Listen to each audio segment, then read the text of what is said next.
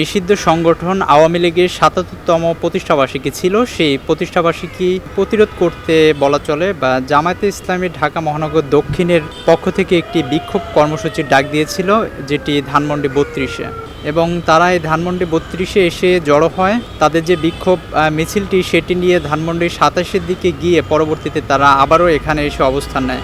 নেওয়ার পরে গণমাধ্যম কর্মী যারা ছিলেন তারা আসলে বক্তব্যের জন্য যখন ক্যামেরা ধরেছিলেন, এমতো অবস্থায় তাদের প্রায় ৩ থেকে ৪ জন নেতাকর্মী বক্তব্য দিয়েছিলেন। তো এর মধ্য থেকে কয়েকজন গণমাধ্যম কর্মী আসলে জামায়াতের নেতাকর্মীদের উদ্দেশ্যে বলছিলেন যে মূল বক্তা যিনি রয়েছেন তিনি যদি একটু বক্তব্যটি দিয়ে দিতেন তাহলে ভালো হতো। এর মধ্যে ঠিক এই সময়টিতে আসলে জামায়াতের কয়েকজন নেতাকর্মী তারা বলে উঠল যে যার প্রয়োজন সে থাকেন, যার প্রয়োজন না সে এখান থেকে চলে যান। এই কথার পরবর্তীতে দৈনিক সকালের একজন প্রতিবেদক যার নাম শিশির, তিনি আসলে বলছিলেন যে আমরা কি আসলে গণমাধ্যম কর্মীরা আপনাদের চাকরি করি কিনা। এটি বলার পরেই আসলে আমি যেটি দেখলাম যে জামায়াতের কয়েকজন নেতাকর্মী যারা এই মিছিলে অংশ নিয়েছিলেন, ব্যানারের মধ্যে ছিলেন, সেখান থেকে আসলে ছুটে এসে শিশিরের উপর অতর্কিত হামলা করলো। কিছুক্ষণ পরে আসলে অন্যান্য গণমাধ্যম কর্মী যারা ছিলেন তাৎক্ষণিক তারা তাকে সেভ করার চেষ্টা করলেন এবং তাকে একপাশে নিয়ে আসলেন।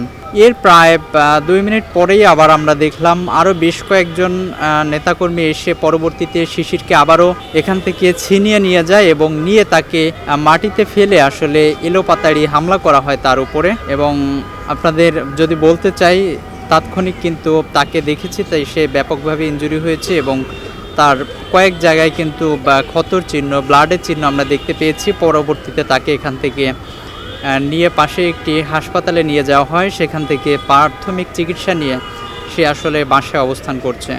তো জামায়াতের মতো আসলে দায়িত্বশীল একটি রাজনৈতিক দল, জামায়াতের মতো একটি দল, তাদের নেতাকর্মীরা আসলে কেন এই ঘটনাটি ঘটালো, এবং এই ঘটনার আসলে আমি ব্যক্তিগতভাবে তীব্র নিন্দা জানাই এবং জামায়াতের যারা কেন্দ্রীয় নেতৃবৃন্দরা রয়েছেন তাদের দৃষ্টি আকর্ষণ করছি আসলে এই বিষয়টি খতিয়ে কারা এই হামলার সঙ্গে জড়িত, তারা কি জামায়াতের ভাবমূর্তি নষ্ট করার জন্য এটি করলো কিনা, সেই বিষয়টি আসলে তাদের খতিয়ে দেখা উচিত বলে আমি মনে করি।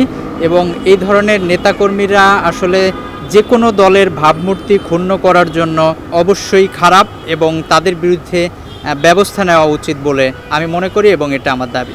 খবরের কাগজ, নিখাদ, নির্ভীক, নিরপেক্ষ।